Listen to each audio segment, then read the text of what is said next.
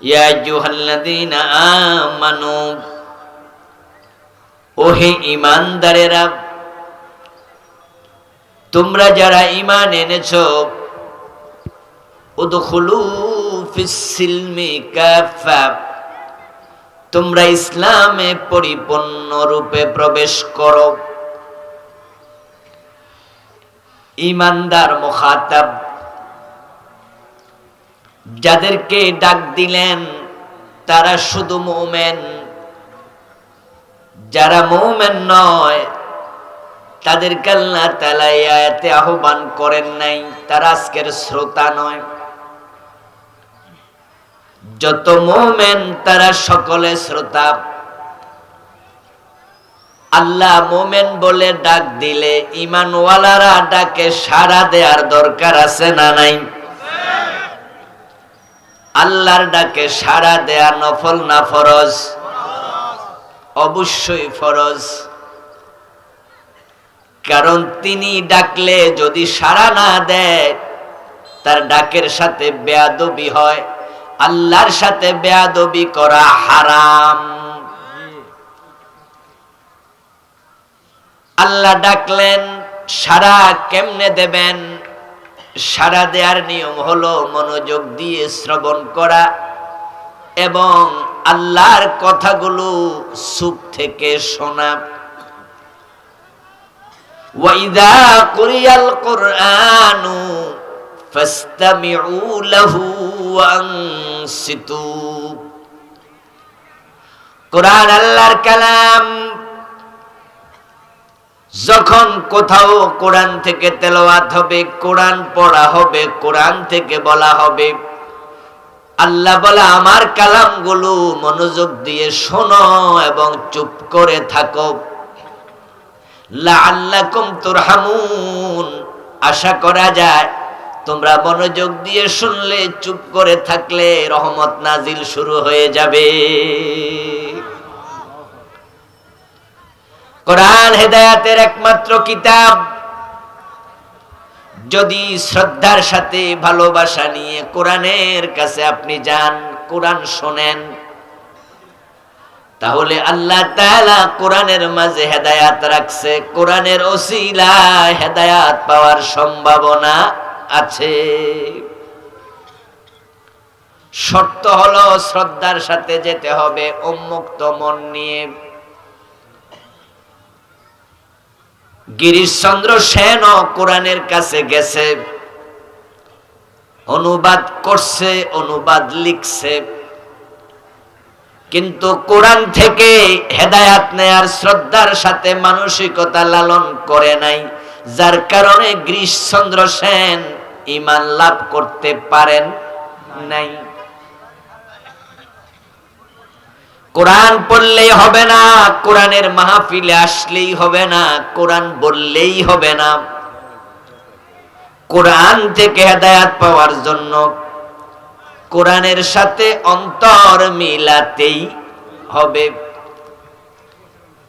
আল্লাহ বলেন, ইন্না ফি যালিকা লাযিকরা লিমান কানা লাহু কলব ওয়া আলকাস সামআ ওয়া হুয়া শাহীদ। নিশ্চয় কোরআনের মাঝে আছে উপদেশ। কি আছে? স্মরণ, নসিহত, মাউইযা, জিকির। কোরআনের মাঝে আছে উপদেশ। লিমান কানা লাহু কলবুন, ওই ব্যক্তির জন্য যার কলব জাগ্রত, যার মন খোলা। ওয়াল কাসসামা, এবং যে মনোযোগ দিয়ে শোনে। ওয়া হুয়া শাহীদ, এবং সে কোরআন শুনতেছে, সে কোরআনের ব্যাপারে হবে সাক্ষী। কোরআনের মাঝে তার জন্য উপদেশ নাই যার কলব কোরআন গ্রহণ করতে রাজি নাই। যেমন গিরিশচন্দ্র সেনের কলব কোরআনের নসিহা মানতে রাজি ছিল না, তাই কোরআনের অনুবাদক ঈমান গ্রহণের নসিব হয় নাই। কোরআন হুদাল লিন্নাস, এটা বিশ্ব মানবতার হেদায়েতের কিতাব। শুধু মুসলমানের কিতাব কোরআন নয়, এটা হুদাল লিন্নাস, সব মানুষের কিতাব। যেমন আল্লাহ শুধু মুসলমানের খালেক নয়, রব নয়, আল্লাহ সব মানুষের রব, রব্বুল আলামিন, তামাম জগতের রব। কিন্তু কিছু মানুষ আল্লাহকে রব মানে না, আল্লাহর অস্তিত্বটাই স্বীকার করে না, এমন লোকও আছে না নাই? তিনি সবার রব, কিন্তু সবাই তারে রব মানে না। কোরআন সবার কিতাব, কিন্তু কোরআন থেকে সকলে হেদায়াত নেয় না। আরে ভাই, কোরআন পড়ে পড়ে তাকে রেখে দেয়, কোরআনে আল্লাহ কি বলছে তা জানতেও চায় না, এমন পাঠক আছে না নাই?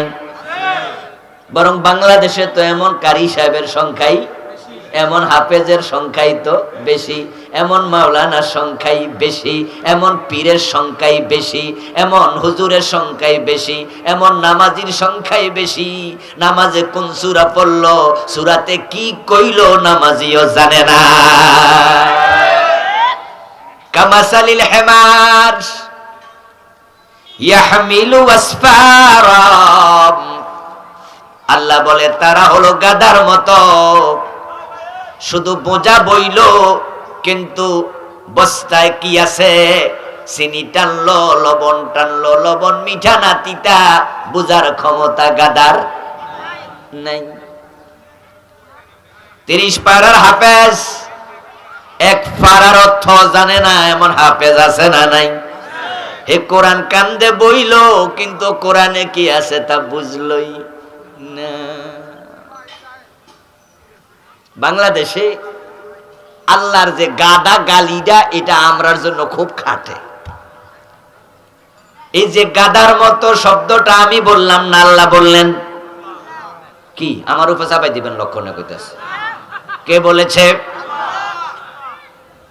মাসালুল লাযীনা হুমিলুত তাওরাতি সুম্মা লাম ইয়াহমিলুহা কামাসালিল হিমার।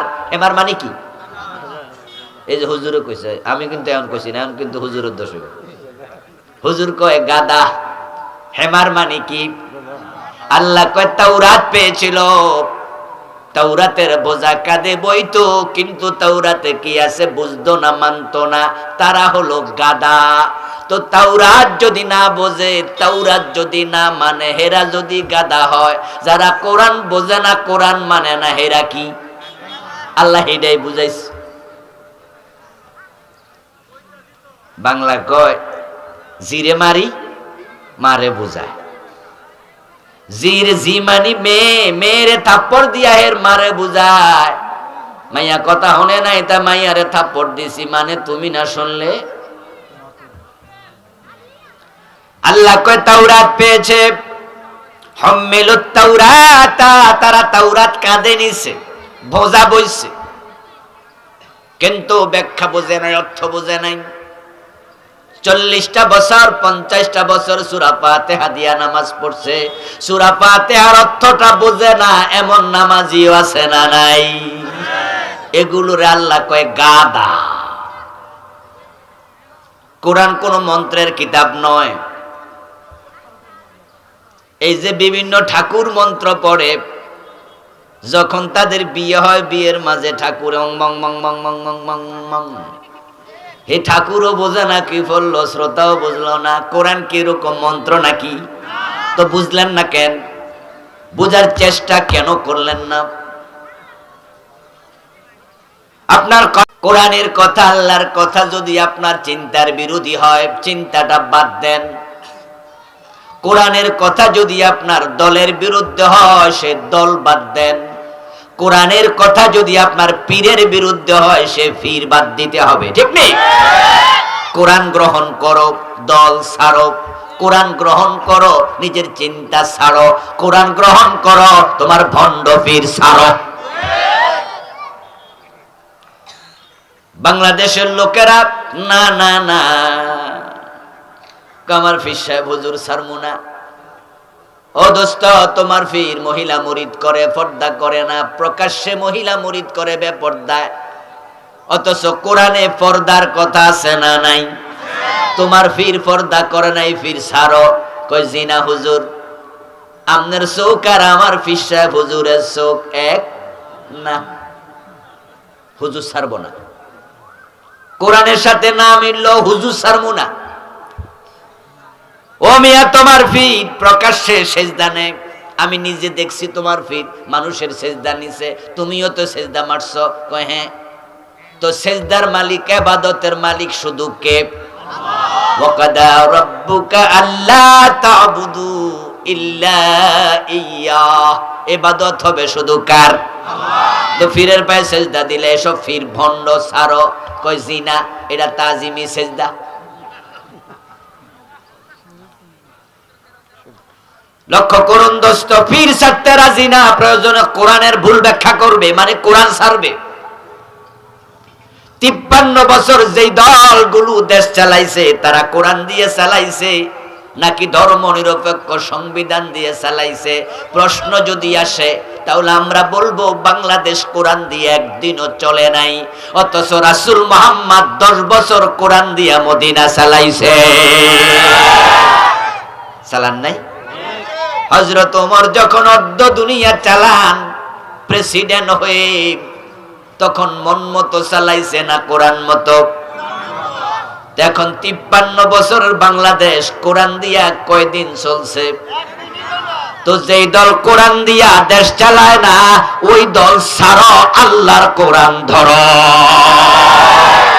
কয় না না, দল ছাড়বো না, বিভিন্ন ব্যাখ্যা দিব। কোরআন ধরে না, পীর ধরে। বলছি পীর ছাড়ো, কোরআন ধরো, রাজি নয়। কোরআন ধরে না, দল ধরে। বলছে এমন দল ছাড়ো, কোরআন ধরো, রাজি নয়। ও আমার দোস্ত, কোরআন ধরতে যদি রাজি না হও, কোরআন তোমার জন্য হেদায়েতের কিতাব নয়। ইন্না ফি যালিকা লাযিকরা লিমান কানা লাহু কলব। আল্লাহ কয় কোরআনের মাঝে তার জন্য জিকির, তার জন্য হেদায়াত, যার কলবটা উন্মুক্ত, যে কোরআন গ্রহণ করতে রাজি আছে। গিরিশচন্দ্র সেন কোরআন গ্রহণ করে নাই, আল্লাহ কি জোর করে গিরিশচন্দ্রের হেদায়াত দিছে? আচ্ছা, আল্লাহ কি ঠেকা পড়ছে যে আপনি কোরআন নিবেন না, আপনি পীর ভণ্ড ধইরা বসে থাকবেন, আপনি কোরআনের আইন মানবেন না, আপনি ধর্ম নিরপেক্ষ রাজনীতির নেতারে ধইরা বইয়া থাকবেন, আর আল্লাহ এসে জোর করে আপনার কলবে হেদায়াত ঢুকাই আপনারে বেহেশতে নিবে? আল্লাহ কি ঠেকা লাগছে? আমনে কেডা যে আপনার আল্লাহ জান্নাতে নিতে হইব? নবী ইব্রাহিমের বাবা আজরকে আল্লাহ জান্নাত দেন, আল্লাহর কি হয়েছে? নূহ আলাইহিস সালামের ছেলে কেনানের জন্য আল্লাহর কাছে দোয়া করছিল, আল্লাহ ইন্নাবনি মিন আহলি। যখন কেনান পানিতে ডুবে যাচ্ছিল, নূহ আলাইহিস সালাম কেনান রে ডুবার আগে বলছে, কেনান ইয়া বুনাইয়ার কাব মা'ানা, ও কেনান, দেখোস না প্লাবন শুরু হইছে, তুই নৌকায় আমাদের সাথে ওঠ বাবা, ওঠ।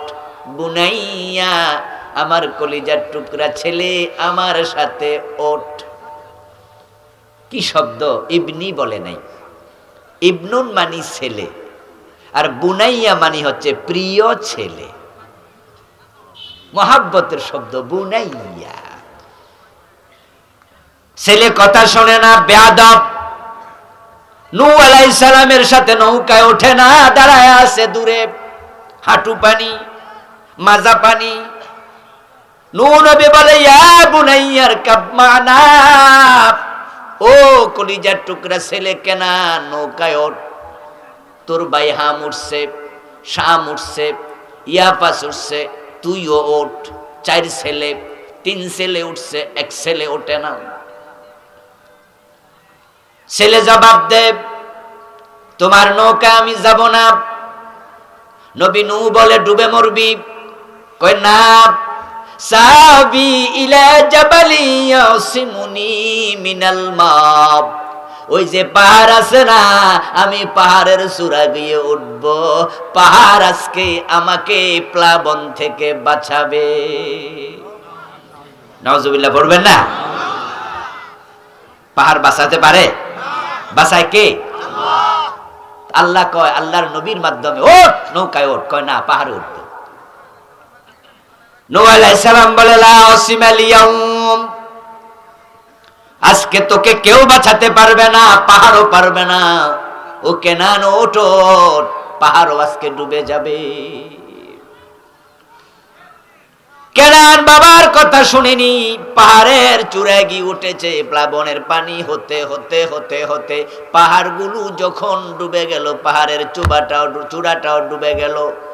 যখন ছেলে কেনান হাবুডুবু খায়, তখন নূহ নবী আল্লাহর কাছে আবার বলে, ইয়া রব্বি, ও আমার রব, ছেলেটা তো ডুবে যায়, তুমি তারে একটু বাঁচাও। ইন্নাবনি মিন আহলি, আমার ছেলে তো আমার পরিবারের লোক, আমার ছেলে।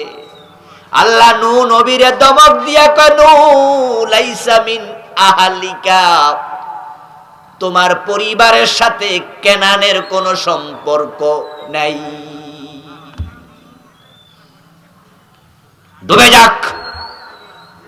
তার ব্যাপারে তুমি আমার সাথে আর একটা কথা বলবা না। আল্লাহ নূহ নবীকে ধমক দিয়া থামাইয়া দিছে।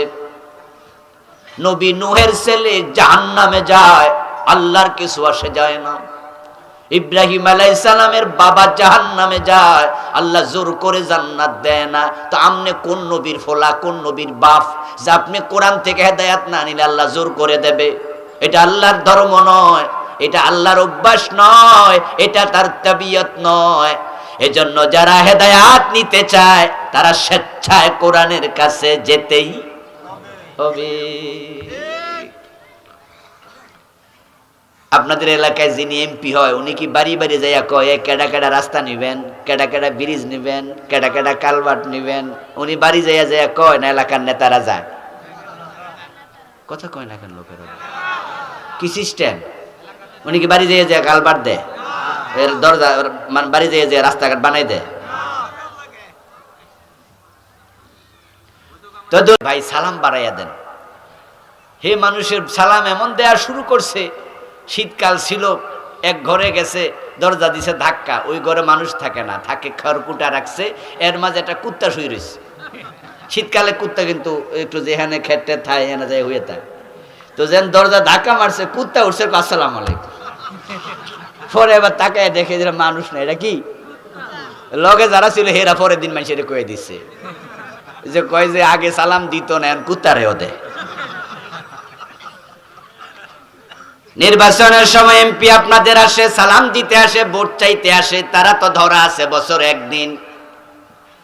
তো যারা বছরে একদিন মানুষের কাছে ধরা, তারাও যদি রাস্তা নিয়ে, ব্রিজ কালভার্ট নিয়ে পাবলিকের বাড়িতে না আসে, পাবলিকে তাদের কাছে যেতে হয়। এবার বলুন তো, আমরা আল্লাহর কাছে ধরা না আল্লাহ আমাদের কাছে ধরা? তো তাহলে আল্লাহ আপনার কাছে আইসা জোর করে হেদায়েতটা দিব কেন? আল্লাহর কি ঠেকা লাগছে? আপনারা রাগ কইরা কইলেন যে ঠিক আছে আমরা হেদায়েত নিতাম না। আচ্ছা, আল্লাহর কি ক্ষতি? কোনো ক্ষতি আছে? কিছু মানুষ কিন্তু এমন ভাব ধরে 2-4 রাকাত নামাজ পড়া আল্লাহরে খোঁটা দেয়, কয় যে বেহেশত আমার না দিয়ে কারে দিবা। ভাবসাব এমন। আমি এক দাড়ি কামাইন্না মুসল্লি পাইছিলাম, যার মুখে দাড়ি ছিল। কিরে ভাই দাড়ি কামাইলি কেন? হুজুর রাখছি, কাম হয় না। পরে শুনলাম যে কি কাম হয় না। আরেকজন জিজ্ঞাসা করলাম, তার পরিচিত, কয় হুজুর আপনারা যে দোয়া করছেন, নামাজ পড়লে দোয়া কবুল হয়, আল্লাহর কাছে চাইলে আল্লাহ ফিরায় না, হে ভালো হয়ে গেছিল, কিন্তু পরে হে চাকরি চায়, চাকরি অনেকদিন চাকরি হয় না। তখন কয় হুজুর রাত ও আস ঠিক না, অনেকদিন নামাজ পড়ছি, কাম হয় না। কয় নামাজও পড়ে না, দাঁড়িয়েও কামাইলিস। মানে আল্লাহরে বুঝাইছে, আল্লাহ তোমার এত দেয়া দিলাম, তুমি জন দেও না, আর দিতাম না। যাও। আল্লাহ কোরআনে বলে তাকফুরু আতামু ওয়া মান ফিল আরদি জামিয়া ফা ইন্নাল্লাহা লাগানিয়ুন হামিদ। সুবহানাল্লাহ পড়েন। দুনিয়ার মানুষ, বর্তমান পৃথিবীতে মানুষ আছে প্রায় 800 কোটি, তার মাঝে কাফেরের সংখ্যা প্রায় 600 কোটি, প্রায় না 600 কোটির বেশি, 250 কোটি মুসলমান, তাহলে 600 কোটির মতো কাফের। মুসলমান আছে ধরেন 200 কোটি, 600 কোটি কাফের। আল্লাহ এবার আমাদেরকে বলছেন তাকফুরু আনতুম, তোমরা যে 200 কোটি মুসলমান আছো, যদি তোমরাও কাফের হয়ে যাও, ওয়া মান ফিল আরদি জামিআ, জমিনে যত মানুষ আছে এরাও যদি কাফের হয়ে যায়, আমি আল্লাহর কিচ্ছু আসে যায় না। আল্লাহর একটা নাম আছে আস-সামাদ, কুল হুয়াল্লাহু আহাদ আল্লাহুস সামাদ। সামাদ শব্দের অর্থ হচ্ছে বেনিয়াজ, অমুখাপেক্ষী, যিনি কারো প্রতি ধারে না, তিনি স্বয়ং সম্পূর্ণ। তুমি সেজদা দিলেও তার কিচ্ছু আসে যায় না, তুমি কাফের হলো তার কিচ্ছু আসে যায় না। লাভ তোমার, লস তোমার।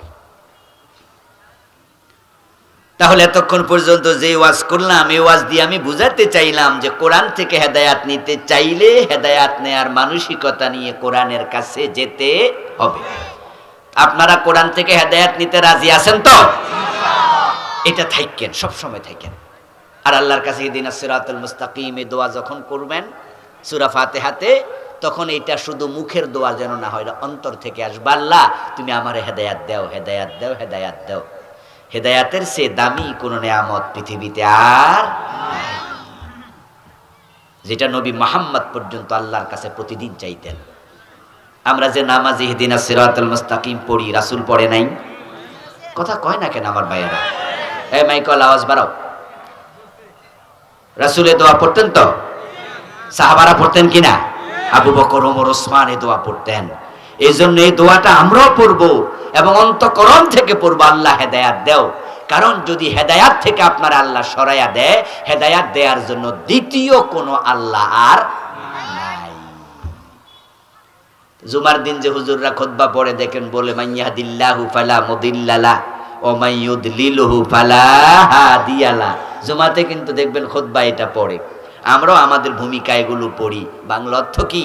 আল্লাহ যারে হেদায়াত দেয় তাকে কেউ পথ হারা করতে পারে না, আর আল্লাহ যারে পথ হারা করে তাকে হেদায়াত দেওয়ার ক্ষমতা কোন নবী রাসূলেরও নাই। যেমন কেনান, হযরত নূহ আলাইহিস সালাম কি ছেলেকে হেদায়াত দিতে চাইছে না? কেনান হেদায়াত নিছে, দেয় নাই, আল্লাহ দেয় নাই। আসুন সে কোরআন থেকে যে আয়াত পড়লাম, এবার আয়াতে আসি। ওই ইমানদারেরা এই কথা বলে আল্লাহ তাআলা এবার বলো দুখুলু ফিস সিলমি কাফা, তোমরা ইসলামে পরিপূর্ণ প্রবেশ করো। আমরা যারা ইমানদার, আমাদেরকে আল্লাহ ডেকে বলেন ইসলামে প্রবেশ করো। আংশিক না পূর্ণ? যারা বোঝেন তারা একটু কথা বলিয়েন আমার সাথে। আংশিক না পরিপূর্ণ? অর্ডারটা কার? অর্ডার কার? মাথায় রাখেন, মাথায় রাখেন। আল্লাহ বলছেন আকিমুস সালাহ, নামাজ কায়েম করো। আল্লাহর অর্ডারের কারণে নামাজ পড়া নফল না ফরজ? আল্লাহ বলছে ফামান শাহিদা মিনকুমুশ শাহরা ফালিয়াসুমহু, রমাদান মাসে যারা উপস্থিত থাকবে তারা যেন রোজা রাখে। কুতিবা আলাইকুমুস সিয়াম, আল্লাহর আদেশের কারণে রমাদানের রোজা নফল না ফরজ? তো আল্লাহ বলে ইসলামে পরিপূর্ণ প্রবেশ করো। ইসলামে পরিপূর্ণ প্রবেশ করা নফল না ফরজ? ইসলামে পরিপূর্ণ প্রবেশের মাসালায় আত্মসমালোচনা করুন, আমাদের অবস্থান কি? এই ফরজ লঙ্ঘনের দায়ে আমরা প্রায় জন আসামি। পরিপূর্ণ ইসলাম মানে এমন লোকের সংখ্যা খুব কম, খুব কম, খুব কম। অথচ পরিপূর্ণ ইসলাম মানতে আমরা বাধ্য। আল্লাহ অর্ডার করেছেন ইসলামে আংশিক প্রবেশের কোনো সিস্টেম নাই। ঢুকলে পুরা ঢোকো, না হয় বের হও। আপনি হয়তো ঢুকবেন, না হয় বেরিয়ে যাবেন, মাঝামাঝি কোনো রাস্তা নাই। অথচ আমরা দেখি 5 ওয়াক্ত নামাজি সুদে টাকা লাগায়, লম্বা দাড়ি আছে, অফিসে ঘুষ খায়, হজ করেছে, বোনের জমি দখল করে রাখছে, মা মরছে, বাপ মরছে, বোনের জমি দেয় না, এমন জালেম ভাই আছে না নাই? অথচ ওই ভাইয়ের মাথায় টুপি আছে, মুখে দাড়িও। 5 ওয়াক্ত নামাজ পড়ে, বউ পর্দা করে না। আলহাজ আব্দুল গনি সাহেব মেয়েটা বোরকা ছাড়া কলেজে পাঠায়, আছে কিনা? রমাদানে মানুষের ইফতারি করায় এলাকার মসজিদে, তিনি 1000, 2000, 5000 টাকা প্রতি মাসে চাঁদা দেয়। মসজিদে এসি লাগবে, একাই 2টা দিয়ে দেয়। মসজিদের দোতলার ছাদে 5 টন রড লাগবে, একাই 1 টন দিয়ে দেয়। এলাকার দানবীর মানুষ, ভালো মানুষ, অথচ ব্যবসা করতে গিয়া ওজনে কম দেয়, মালে বেজাল দেয়, মানুষ ঠকায়। 2 নাম্বার মালকে 1 নাম্বার বলে বিক্রি করে দেয়। আমরা যদি বিশ্লেষণ করি তাহলে পরিপূর্ণ ইসলাম মানে এমন লোকের সংখ্যা সমাজে বেশি না কম? তাহলে ইসলাম পরিপূর্ণ মানার প্রশ্নে অধিকাংশ মানুষ আসামি।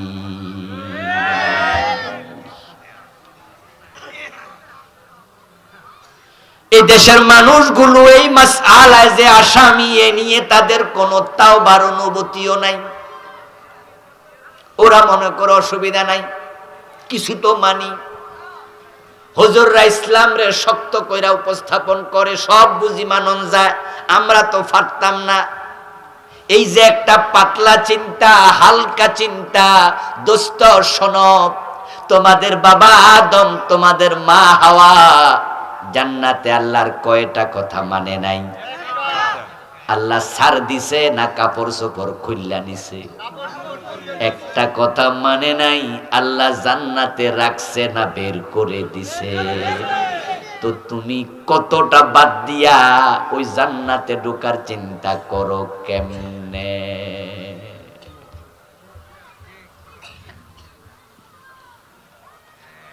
আদম আলাইহিস সালাম জান্নাতে আল্লাহর একটা মাত্র কথা শুনিনি, আর আপনি সুদ খাইতেছেন 6 মাস, 6 বছর, 10 বছর সুদে টাকা লাগাইয়া তাবলিগ জমাতে চলে যা, চিল্লা দিত গেছে।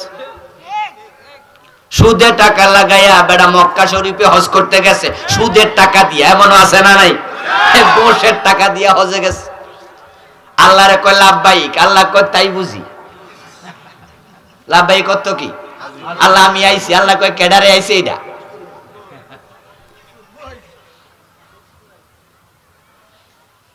সকালবেলা অফিসে গেছে, প্রতি ফাইলে সিগনেচার করলে 1000 টাকা, 500 টাকা।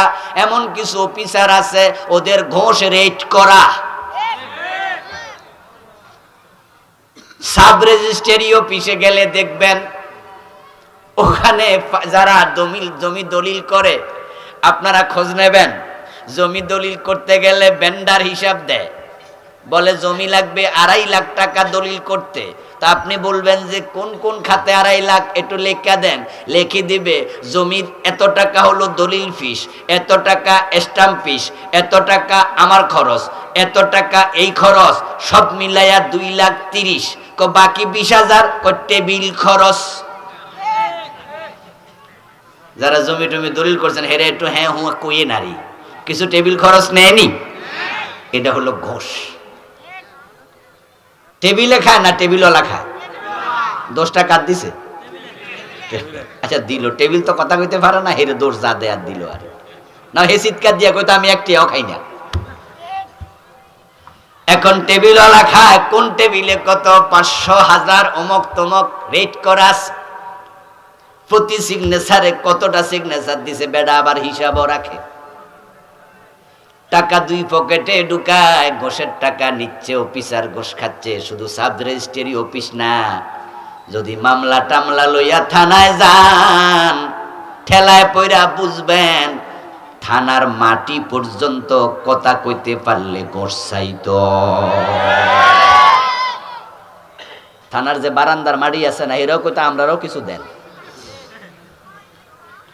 থানার টেবিল চেয়ার পর্যন্ত ঘোষ চাইতো।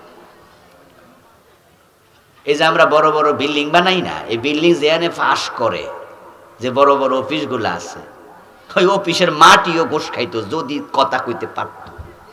কোন অফিসে নাই, কোন অফিসে ঘোষ নাই। আস্তাগফিরুল্লাহ। এই যে বিদ্যুৎ অফিস আছে না,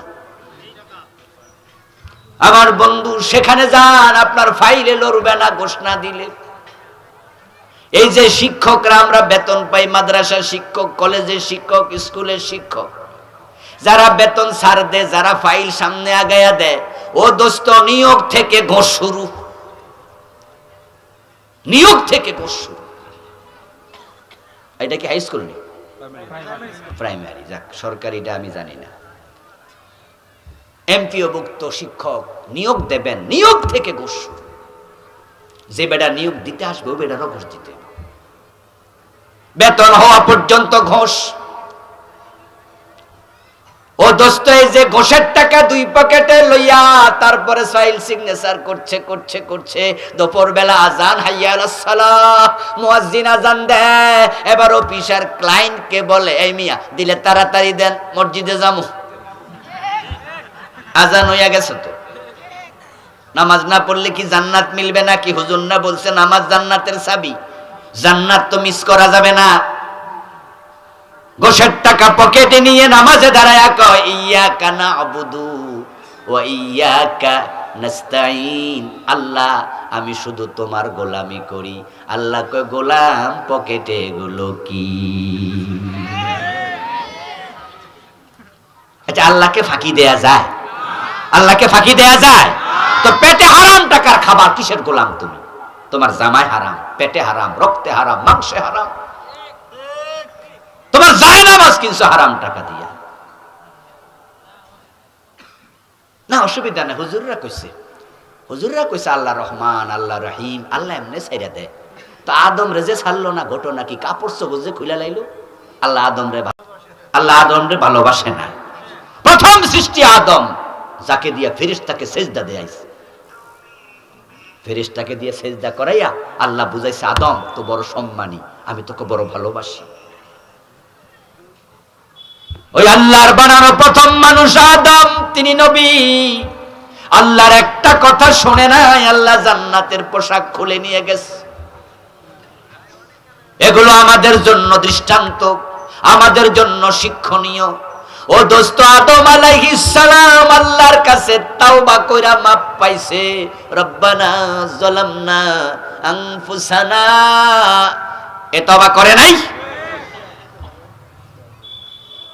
যখন গায়ের জামা কাপড় খুলে পড়ে গেল, আদম আলাইহিস সালাম মনে মনে ভাবে, কামডা করলাম কি?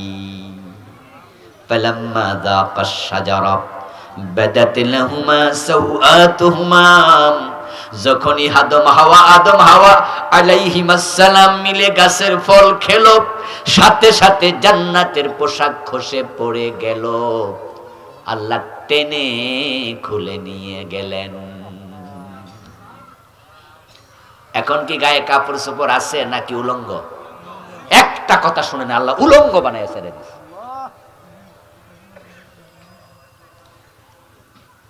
তো ফাকা ইয়াকসিফানে আলাইহিমা মিন ওয়ারাকিল জান্নাম, এবার জান্নাতের গাছের পাতা ছিঁড়ে নিজের লজ্জাস্থান আবরিত করছে। মনে মনে ভাবছে, কামডা করলাম কি? এখন তো কাপড় চোপড়ও নাই, কিন্তু গুনাহ তো হয়ে গেল, অর্ডার তো লঙ্ঘন হলো। ফাসা আদামু রাব্বাহু, কোরআনে আল্লাহ কয়, আদম তার রবের অবাধ্য হয়ে গেছে। কয়টা কথা শুনে নাই? তো একটা না শুনলে আল্লাহ কয় আমার অবাধ্য হইছে। আর আমরা ডজন ডজন বাদ দিয়া অনুগত বান্দা ভাবি কেমনে নিজেকে। আজকের মাহফিলে সুদে টাকা লাগাইছে এমন 2-4 জন আছে না নাই? ঠিক এই মুহূর্তে সুদ খাচ্ছে, আছে না? আচ্ছা, একদিনে যদি আপনি সুদ পান 1000 টাকা, মাসে 30,000 টাকা সুদ খান, তাহলে আজকের দিনে কত? 1000 না? আরে কথা বলেন না কেন ভাইয়েরা? মাসে 30,000 হইলে একদিনে কত? তো আজকের দিনে 1000 পান নাই, তো আজকের দিনে 24 ঘন্টার মাঝে 1000 ভাগ হইব না? তাহলে আপনি যখন জোহরের নামাজে খাড়াই রইছেন তখনও তো সুদ খাইতেছেন। 24 ঘন্টা ভাগ পড়লে কি নামাজের টাইমে ভাগ পড়বো না? এখন পড়বো না? তো যে নামাজে খাড়াইয়া সুদ খায় তার কিসের নামাজ? সুদ খাইলে তো 73 গুনাহ। সবচেয়ে ছোটটা হলো নিজের মায়ের সাথে।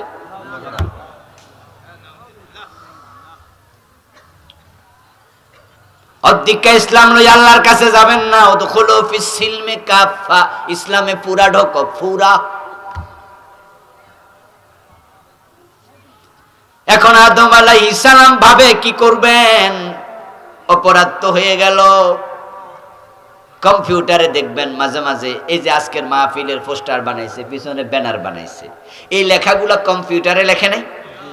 কম্পিউটারে যারা কম্পোজ করে তাদের কাছে দাঁড়াবেন, দাঁড়ায় দেখবেন যে কম্পোজ করতে গেলে মাঝে মাঝে কিছু টিপে ভুল হয়ে যায়। লিখতে চাইছিল তলিবাস্য, হয়ে গেছে দন্তস্য।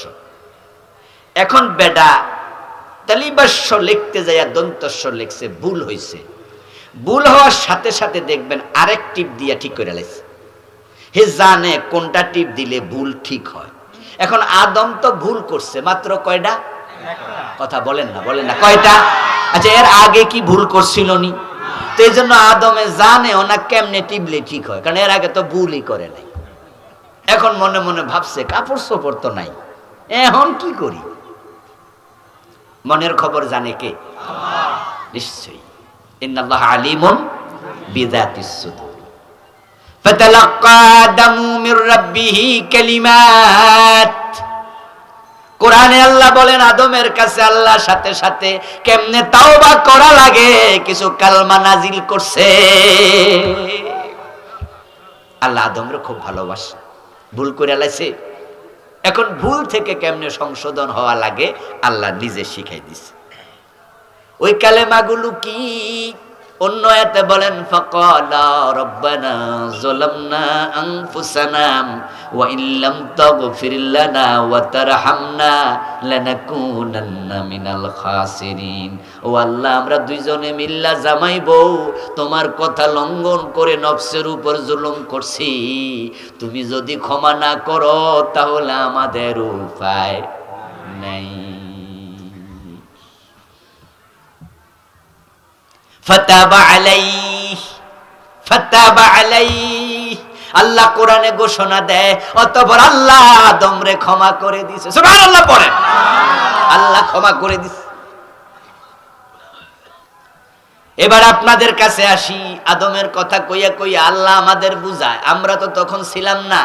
আদম ফল খাইছে, গায়ের কাপড় পরে গেছে, তারপর তাওবা করছে, তারপর তাওবা কবুল হয়েছে, এগুলো আমরা দেখছি নাকি? সেখানে আমরা কেউ ছিলাম? আল্লাহ তাআলা যদি এগুলো কোরআনে না বলে গোপন রাখতেন আমরা জানতামও না। আল্লাহ কোরআনে এগুলো কেন বললেন? আমাদের বাবা আমাদের মায়ের গায়ে কাপড় নাই, তারা দুইজন নিরাবরণ। এখন তারা জান্নাতের পাতা ছিঁড়ে ছিঁড়ে তার উপরে লজ্জাস্থান রাখতেছে। এই কাহিনীগুলো আল্লাহ ছেলে মেয়ে আমাদের কাছে, আমরা তো আদমের ছেলে মেয়ে, আমাদের কাছে বলে মা বাবার বদনাম করে না, বরং আল্লাহ বুঝায় তোমরা বাবা ভুল কইরা কেমনে তাওবা করছে শিখো, কারণ তোমরাও তো মাঝে মাঝে কিছু ভুল করে ফেলবে। এখন আমরা যে ইসলামের বাহিরে কিছু কাম কইরা লাইছি, ওইগুলার জন্য আদমের মতো তাওবা করা দরকার আছে না নাই? তাওবা করছেননি? করছেননি। আদম আলাইহিস সালাম তাওবা করলেন, কিন্তু আপনার খবর কি? এবার আরেকটা প্রশ্ন করি, যারা জানেন সবাই একটু জবাব দিয়েন। আদম আলাইহিস সালামের পরে কি আর কোনো ভুল করছে? তো আমরা তাওবা কইরা আবার ভুল কেন করি? এটা তো আদমের চরিত্র নয়। তাই আমাদের উচিত হলো যে গুনাহগুলো আমরা করতেছি সেইগুলো ছেড়ে দিয়ে ভালো করে তাওবা করা, ঠিক নয় কি? তাহলে আল্লাহ আপনাকেও মাফ করবে, আমাকেও করবে। শুধু মাফ নয়, ইল্লা মান তাবা ওয়া আমানা ওয়া আমিলা আমালান সালিহা ফাউলাইকা ইউবাদদিলুল্লাহু সাইয়্যাতিহিম হাসানাত। কোরআনে আল্লাহ বলেন, যারা তাওবার মতো তাওবা করবে, ঈমান আনবে, সংশোধন হবে, নিজে ভালো আমল করবে, আমি শুধু গুনাহ মাফ করি না, গুনাহগুলোকে আমি সওয়াব বানায়া দেই।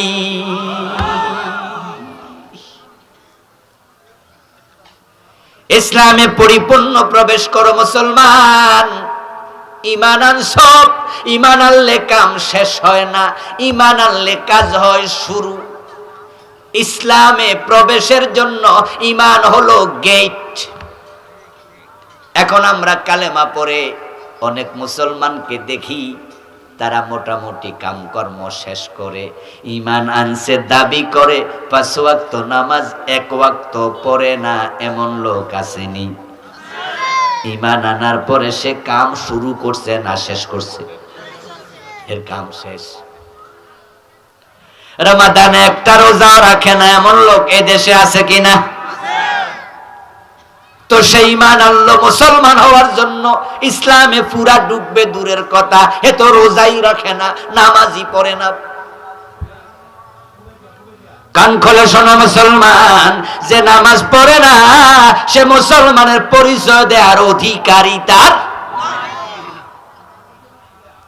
মান তারাকা সালাতাম মুতাআম্মিদান ফাকাদ কাফারা। হাদিসে পাওয়া যায়, যে ব্যক্তি ইচ্ছা করে নামাজ ছেড়ে দেয় সে কাফের হয়ে যায়, সে কুফরি করে। সহিহ মুসলিমে এসেছে, বাইনাল মারই ওয়া বাইনাল কুফরি ওয়াশ শিরকি তারকুস সালাহ। একজন ব্যক্তি মুমিন না মুশরিক, কাফের না মুমিন, তার পার্থক্যকারী শুধু নামাজ। যার নামাজ নাই তার ঈমান নাই। রাসূলুল্লাহ সাহাবারা বেনামাজিকে মুমিন ভাবতেন না, চুরি করলো কাফের বলতেন না, মদ খাইলো কাফের বলতেন না। ইন্না সাহাবা রাসূলিল্লাহি সাল্লাল্লাহু আলাইহি ওয়াসাল্লাম লা ইয়ারাউনা শাইআম মিনাল আমালি তারকুহু কুফরা গায়রাস সালাত। আব্দুল্লাহ ইবনে শাকীক আল-কাইলি, প্রখ্যাত তাবী। এই এখানে আজান পরে দিয়েন যারা মসজিদ কাছে আছে, আজানটা আরো পরে দেন। কত মিনিট পরে দেবে মাহফিল কমিটি? 10 মিনিট নাকি 15 মিনিট? তাহলে 15 মিনিট পরে আজান দেন। কি আরো আধা ঘন্টা ওয়াজ শুনবেন? আচ্ছা দেখা যাক, তাহলে আজান তারা দেরিতে দেখ। হ্যাঁ, কাছে মসজিদ যিনি আছে মুয়াজ্জিন সাহেব, আপনি আজানটা একটু পরে দিয়েন। আব্দুল্লাহ ইবনে শাকীক আল-কাইলি রাহিমাহুল্লাহ একজন প্রখ্যাত তাবী। উনি বলতেছেন, রাসূলুল্লাহ সাহাবারা চুরি করলে তারা কাফের বলতো না, হাত কেটে দিত, মরে গেলে জানাজার নামাজ পড়তো। মদ খাইলে কাফের বলতো না, 80 বেত লাগাইতো, মরে গেলে জানাজার নামাজ পড়তো। গায়রাস সালাত, তবে যে নামাজ ছেড়ে দিত তাকে আর মুমিন ভাবতো না।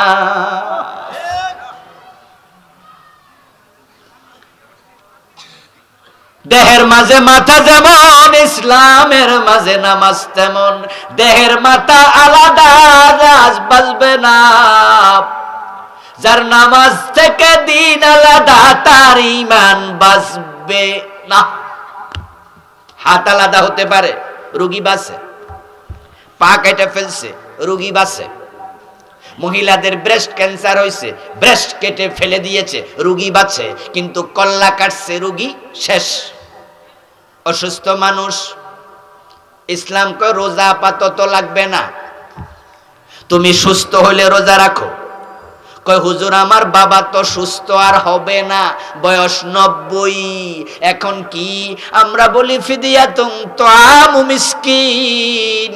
কোরআনে আছে যে রোজা রাখতে পারবে না, অসুস্থ, একটা মিসকিনের খাবার দেবে, রোজা মাফ। রোজা ছাড়াও ঈমান বাঁচে।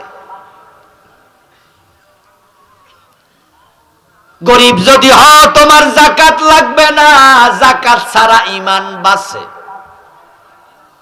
গরিবের হজ ফরজ হয় না, হজ ছাড়া ঈমান বাঁচে। কিন্তু নামাজের দিকে তাকাও, গরিব হোক ধনী হোক, সুস্থ হোক অসুস্থ হোক, নামাজ মাফের কোনো সিস্টেম নাই। মাথা ছাড়া দেহ বাঁচে না, নামাজ ছাড়া ঈমান বাঁচে না। দাঁড়াইয়া পারো না বসে পড়ো, বসে পারো না শুইয়া পড়ো, শুইয়া লড়তে পারো না তুমি ইঙ্গিতে পড়ো, ওযু করতে পারো না তুমি তায়াম্মুম করো, নামাজ মাফের কোনো সিস্টেম।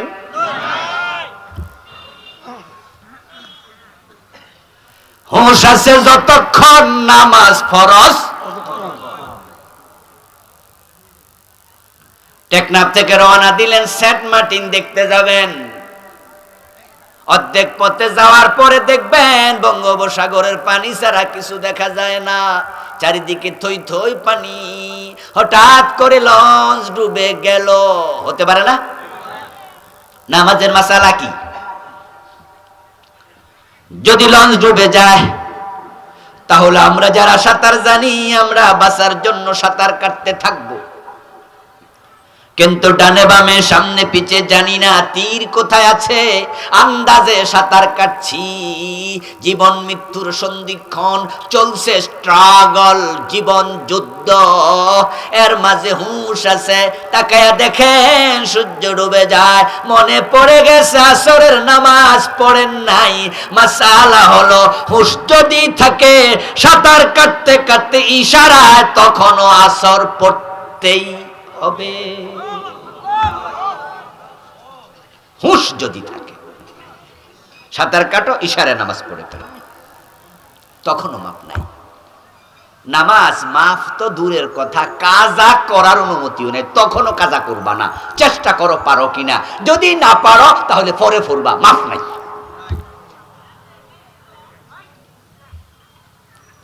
কাজা হবে শুধুমাত্র 3 কারণে, মাফের কোনো সিস্টেম নাই।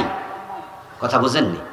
মাফের কোনো, হজ মাফ হবে গরিব, যাকাত মাফ হবে গরিব, রোজা মাফ হবে অসুস্থ। নামাজের মাফের কোনো সিস্টেম ইসলামে নাই, যেমন কল্লা আলাদা করার সিস্টেম নাই।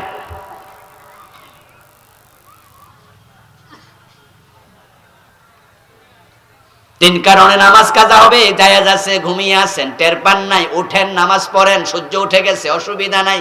আল্লাহ বলে ছাড় দিলাম, কারণ তুই টের পাস নাই। লা ইউকাল্লিফুল্লাহু নাফসান ইল্লা বুসআহা। মানুষের সাধ্যের বাহিরে কোনো দায়িত্ব আল্লাহ মানুষকে দেয় না। রাসূলুল্লাহ সাল্লাল্লাহু আলাইহি ওয়াসাল্লাম তিনি যুদ্ধের মাঠ থেকে বাড়িতে ফিরছেন।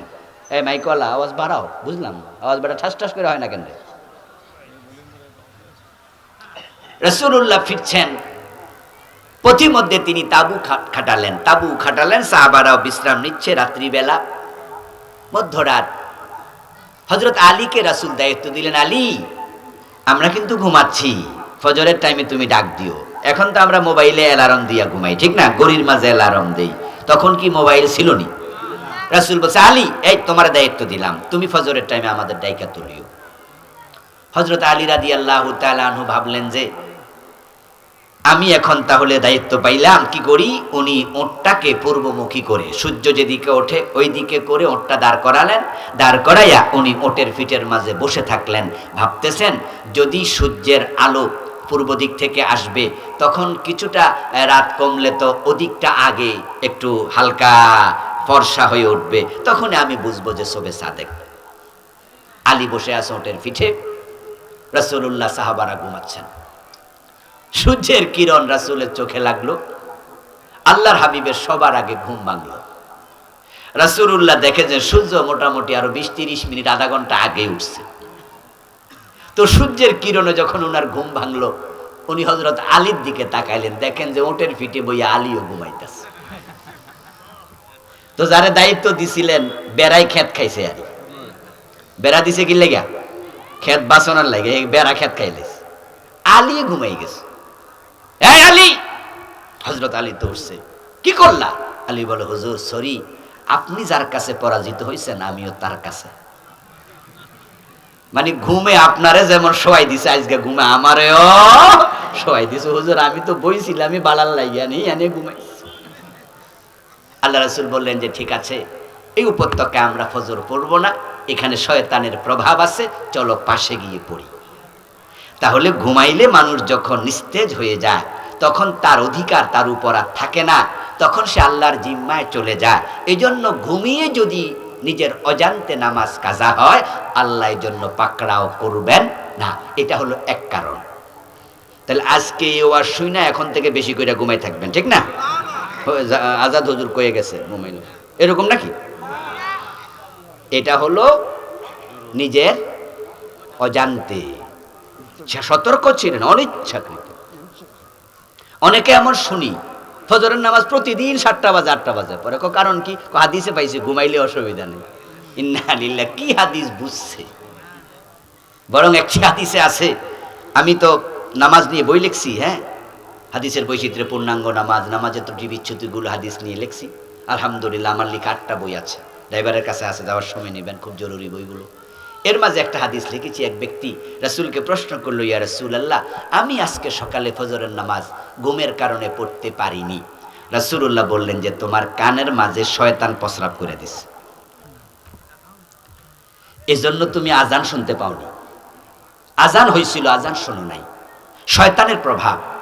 আর যে উপত্যকা রাসূল নামাজ কাজা করছেন, সেখানে আজান দেয়ার কেউ নাই, যে আজান দিব হেও তো ঘুমাইতেছে। সাহাবারাই তো আজান দিব নাকি? এ তো সবাই মিললে ঘুমাইছে। এজন্য আপনি ভাববেন না ইচ্ছা করে ঘুমানো যাবে, ইচ্ছা করে ঘুমাইলে আল্লাহ শক্ত করে ধরবে। 2 নাম্বার, যদি মানুষ ভুলে যায়, এমন ব্যস্ত কখন যে জোহরের টাইম চলে গেল, আসরের আজান হলো, টেরি পান নাই। এমন ব্যস্ত ছিলেন কখন যে মাগরিবের সময় চলে গেল, টের পান নাই। যদি ভুলে যান, আল্লাহ মানুষকে ভুলে যাওয়া বস্তুর জন্য পাকড়াও করে। 3 নাম্বার হলো, যদি কেউ বেহুশ হয়ে যায়, কিছুক্ষণের জন্য বেহুশ ছিলেন, এমন যদি হয় যে 4-5 ওয়াক্ত 2 দিন 3 দিন বেহুশ, ওই কয় ওয়াক্ত আলেমরা বলেন যে কাজা করা লাগবে না।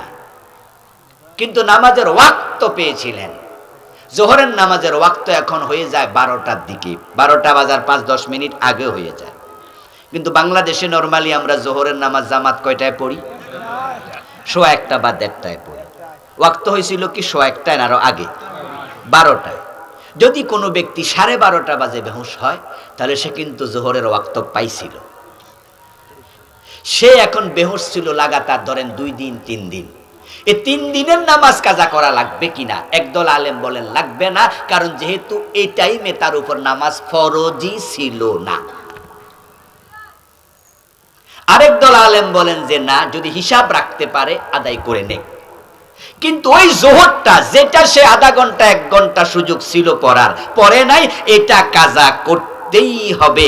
এটা কাজার অধীনে 3 কারণের এক কারণ, সেটা হলো বেহুশ হওয়া। এই 3 কারণ ছাড়া নামাজ কাজাই করা যায় না, আর বাদ দূরের কথা।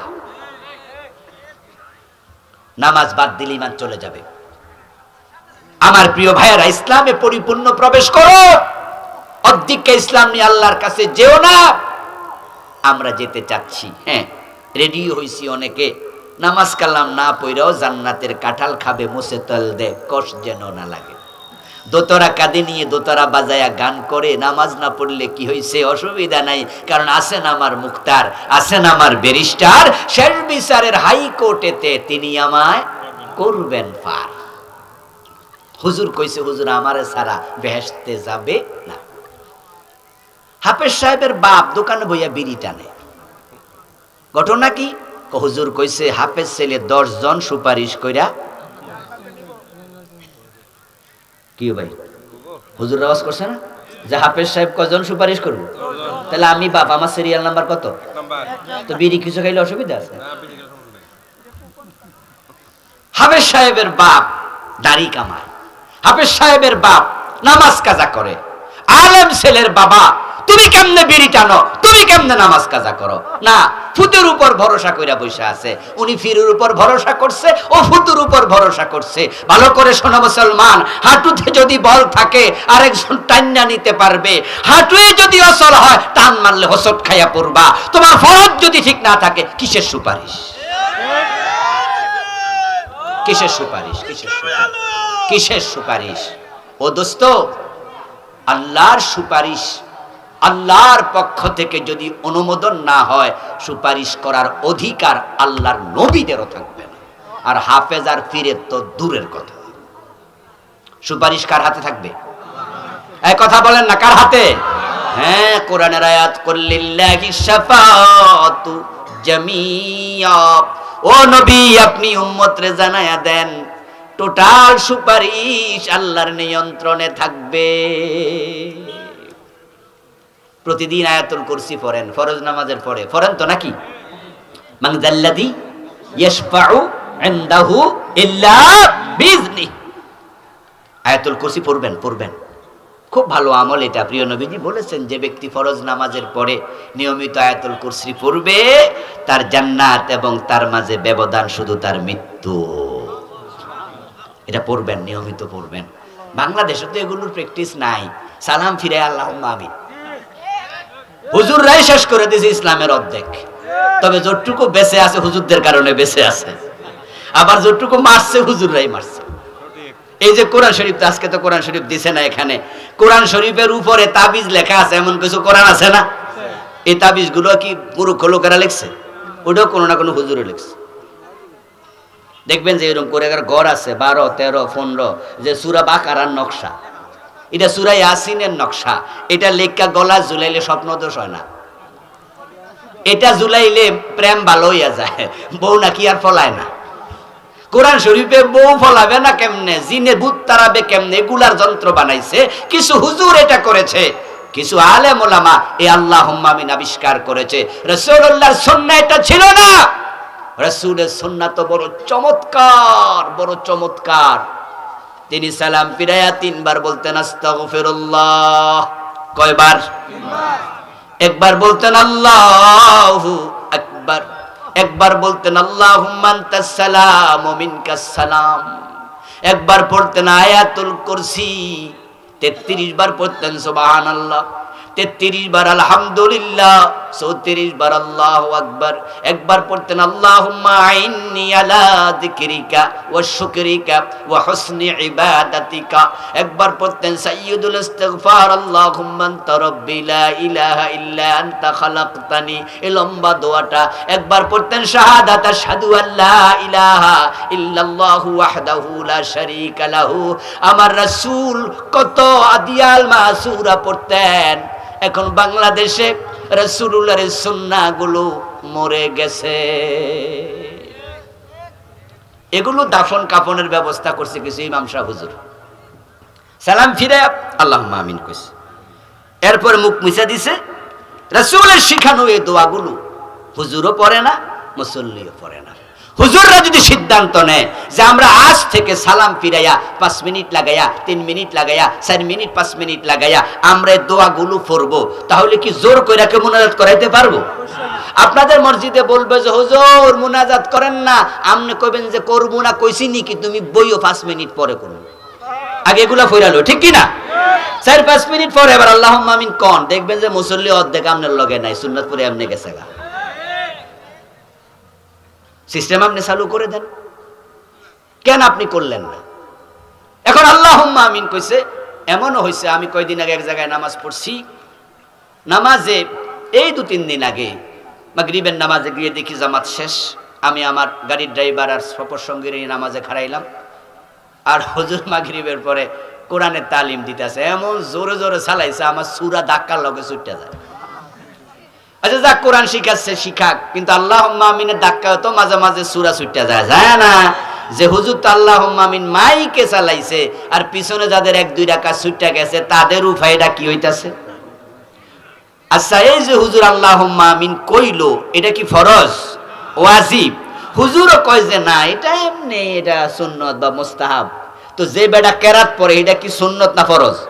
তা আমনের মুস্তাহাবের ধাক্কা যে বেটার ফরজ ছুটে যায়।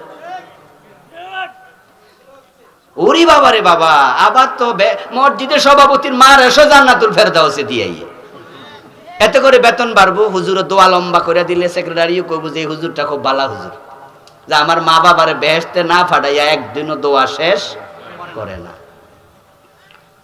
কিছু কিছু আলেম বলে হুজুর না, আমরা তো বুঝ আছে, তাই আমরা কি করি, আমরা জোরে আওয়াজ করি না। মাগরিবের নামাজে সালাম ফিরাইয়া এমন মসজিদও পেয়েছি শুধুমাত্র আল্লাহুম্মা আমিন বলে 30 সেকেন্ড চুপ থেকে আবার বলে আমিন। উনি কি দোয়া করছে আমরা শুনি নাই, তা ডিস্টার্বও হয় নাই, কিন্তু আমরা শ্রোতারা হুজুর যখন আমিন কইয়া মুখ মুছলো, আমরাও কইছি আমিন।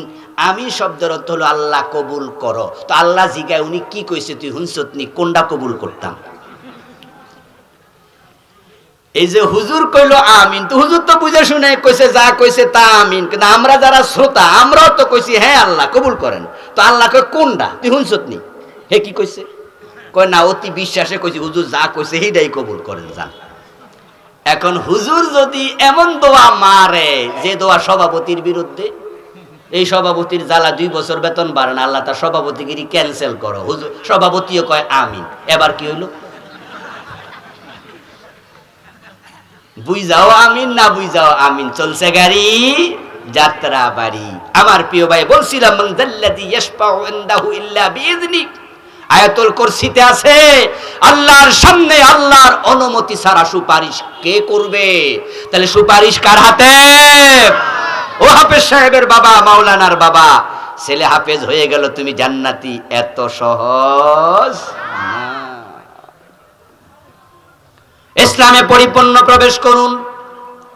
এবার প্রশ্ন হতে পারে মাওলানা আবুল কালাম আজাদ বাশার, ইসলাম তাহলে বুঝি পুরা আমনে মাইনা লাইছেন?